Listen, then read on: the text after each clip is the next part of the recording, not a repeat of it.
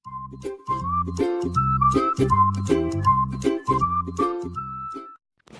everybody, welcome back to my channel. Today we are doing homemade banana pudding. Everything is homemade, even the pudding. Nothing from a box or anything like that except for the cookies. So here are the ingredients that you'll need. All of these listed, you will need. I believe I put everything down. If I didn't, just comment and I'll let you know. First thing you'll need to do is heat up your 4 cups of milk and then add in your can of evaporated milk. Once you add that whole can in, you're going to add in your vanilla extract.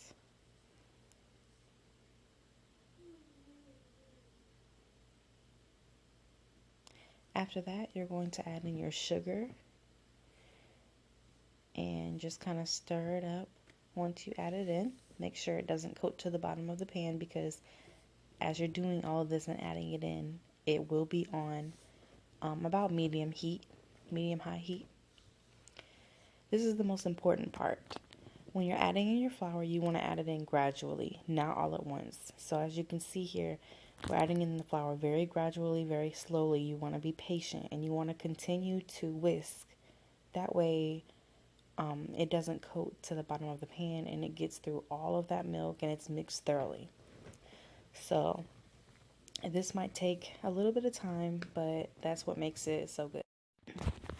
Once you get all of your flour mixed in there, you're going to add in your butter and your eggs. I had a little issue with my video adding in the butter and my eggs. Somehow it got deleted. So you'll see it show up just as a picture.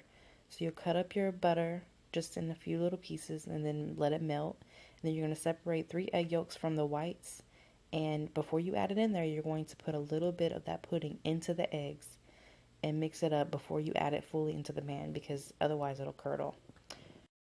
You'll know when the pudding is done when it coats a spoon like this.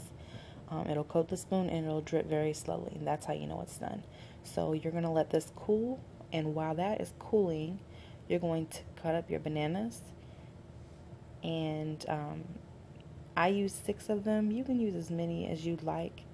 I could use more, but I had 6, so that's what I used. So you're going to cut them up into little pieces like this and just kind of add them to a bowl or whatever you have. And then you'll start layering it once you're done cutting them all up.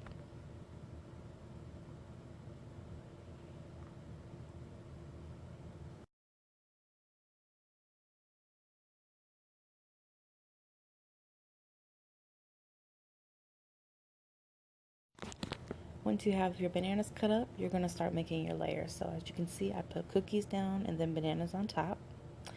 And then we're going to take our pudding and add it on top of that.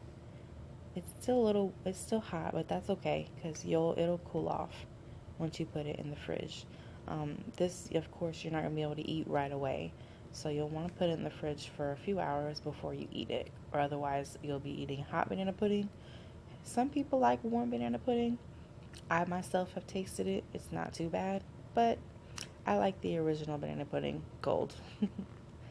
So you're just going to keep making layers, cookies, bananas, and then more pudding until you're done with everything.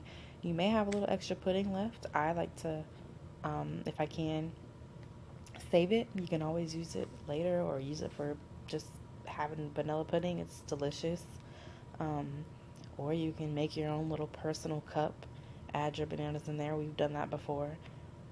This was just kind of for Labor Day, so we just made a big bowl of it for everybody in the house, and a couple family members came and got some. This is a big hit with my husband's family. He makes this for pretty much every function, and everybody loves it. It's like his famous banana pudding. So I'm really happy that he let me share this with everybody. Um, not too many people that I have met make their banana pudding this way. They always use the boxed banana pudding, and that's actually how I made it until he showed me this way, and this way is so much better. It's so delicious. It's thick, it's rich, It's really good. Like, you guys should try it. And it's really not that hard. The hardest part, I think, is making the pudding, because you have to literally stand over the stove to stir it to make sure that it doesn't stick. So you can crunch your cookies up for the top part if you have some left, or you can just layer them whole. It's up to you. We like to crunch it up and make it a little bit more fancy looking, if you will. I just think it gives it more of a prettier look, crunching the cookies up. So it's all done.